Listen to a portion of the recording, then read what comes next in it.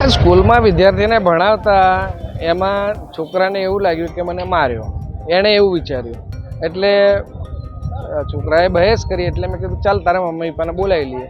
Mummy papa આવ્યા સ્કૂલમાં, પણ મારી જોડે કોઈ પણ વાતચીત કર્યા વગર એમણે ડાયરેક્ટ સ્ટાફ રૂમમાં આવીને એટેક કરી દીધો. 9મા ધોરણમાં એકચ્યુઅલી ભણાવતા છોકરાને નહીં સમજ પડી, તો મેં કીધું આટલું વખત સમજાયા પછી કેમ નહીં સમજ પડી, બરાબર છે. એટલે એને મેં ગાલ પર પકડીને સમજાયો, બરાબર. એટલે એને એવું કે મને માર્યો. મેં કીધું પપ્પા 10 વાર સમજાવે તો 11મી વાર શું કરે તમે, આવું બોલ્યો, બરાબર છે.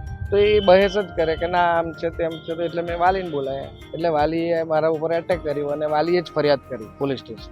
હવે એ કરી અમે નહોતા ઈચ્છતા, પણ એ કરી છે તો અમારે ક્રોસમાં, કારણ કે એ જ ફોલ્ટમાં છે. અમે ફોલ્ટમાં નથી, અમારા ફૂટેજ દેખાય જ છે. ક્લાસમાં ભણાવતા ફૂટેજ દેખાય છે, સ્ટાફ રૂમના ફૂટેજ દેખાય છે. બંને ફૂટેજ જોશો તો તમને લાગશે કે ના કે ટીચરોનો વાંક નથી.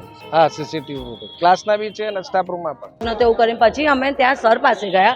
મારા મિસ્ટર એટલા પ્રેમથી એમને બોલતા હતા કે સર શું થયું, તમે મારા બાબાને લાફો જડી દીધો.